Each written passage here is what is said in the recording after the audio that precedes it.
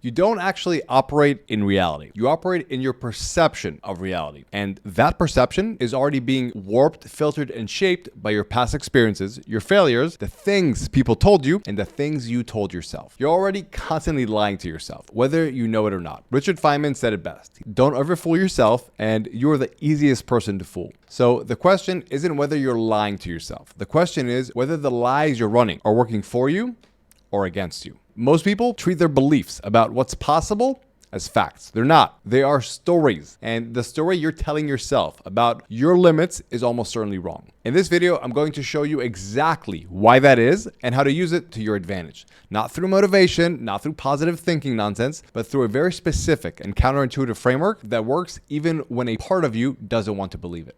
My name is Itamar Marani. I'm an ex-Special Forces operative, undercover agent, jiu-jitsu black belt, and the author of Elite Performance, a blueprint for mindset and performance in business.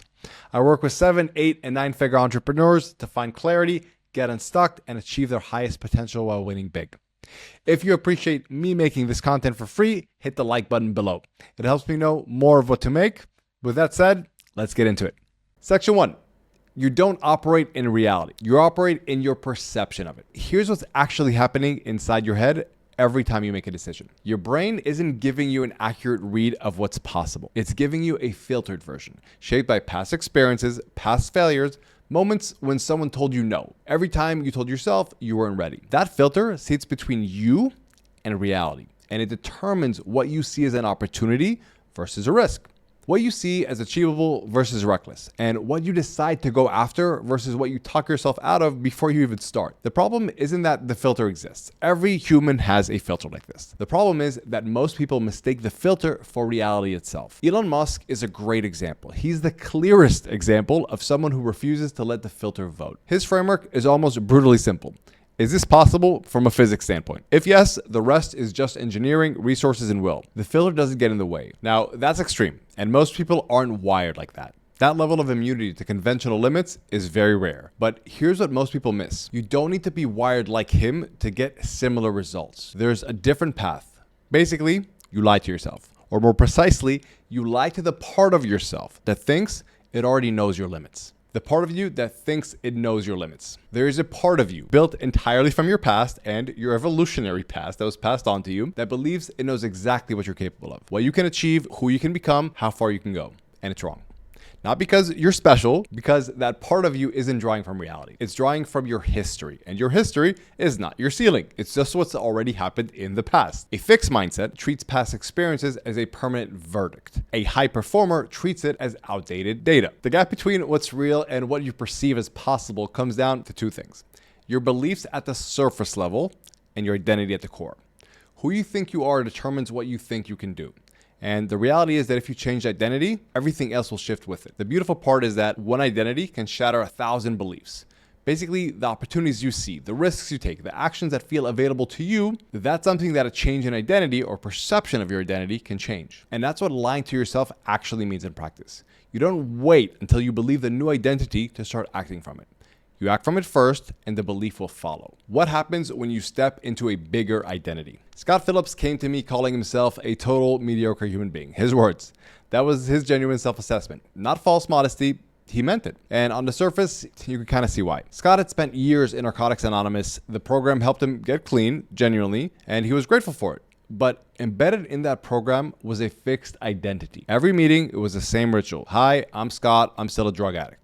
He said it for years. People clapped him for knowing himself, called him inspirational, and he stood there thinking, I don't feel inspirational. I feel like my best days are behind me. That's the filter in action. It had been built from something that was once true, and it stopped being true a long time ago. But because it was framed as a permanent fact, I am just an addict, he couldn't see it as a story. It just felt like it's reality. When we started working together, the first thing we did wasn't goal setting. It was tracing the lie. Where did the identity of mediocre human being actually come from? What data built it? Was any of that data still accurate and relevant? And it wasn't. Scott had tried to change his behavior through willpower before. He described it like being in the backseat of a car, knowing you need a bathroom, and seeing a sign that says, next stop, 1,000 miles. Every second is hard. You're not going to make it. And that's what pushing against your identity through willpower can feel like. The shift happened when he stopped trying to fight the behavior and started questioning the identity underneath it. His words were exact. I reject the idea that there's anything fixed about my personality.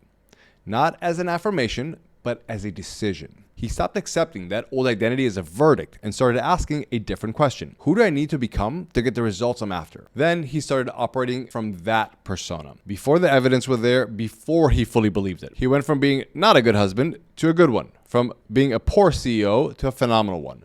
Not by grinding for a decade on each skill, but by deciding on the identity first and then letting the behavior follow without willpower. And within 18 months, he went from $10K a month to over $3 million a month. And the way he described it afterwards is worth sitting with.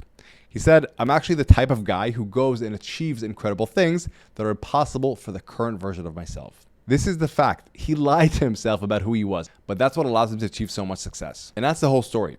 How to apply this. 3 steps in order. First, identify the filter. What do you currently believe about your limits that you're treating as fact? What do you tell yourself you can't do, can't charge, can't build, or can't become? And where did that belief actually come from?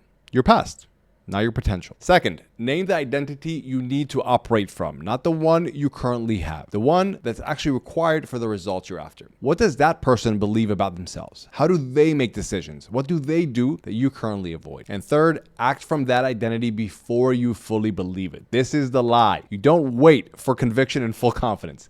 You act first, and every decision you make from that new identity actually reinforces it. And every result you get from it builds the evidence. The belief catches up to the behavior. It's not the other way around. Now, this is not positive thinking or woo-woo. Positive thinking asks you to feel good about where you are. This is identity engineering. It asks you to operate from where you need to be, then close the gap through action. Your brain will push back. You need to expect that. There's going to be parts of you that think it knows your limits and will have objection. Good. Name them, run through the truth filter, and ask where they came from. Ask if they're still true now. Most of the time, you recognize they aren't. They're not physics, as Musk would say. They're just old data wearing the mask of permanent fact. The reality is, you are already lying to yourself. The only question is, in which direction? Most people let their past write the story of what's possible. The filter runs unchecked, the limits feel real, and the opportunities stay invisible. Elite performers do something different. They identify the filter, they decide what identity is required for the results they want, and they start operating from that identity before they believe it, because they understand that the belief is built through action, not the other way around. Musk looks at physics, and then he asks what's possible. You can do the same thing, not with rockets, with your business, with your team, with what you decide to go after next. So stop letting your past vote on your future. If this reframe landed differently than what you normally hear about performance and mindset, there's a reason. I made a video that goes deeper on the exact framework for identifying the actual beliefs that are limiting your execution right now. Not your main limiting beliefs or the most traumatic ones, but the ones that are actually holding you back. And how to run them through a pressure test to find out if they're actually worth listening to or not and get them out of your head. And you can watch that right over here.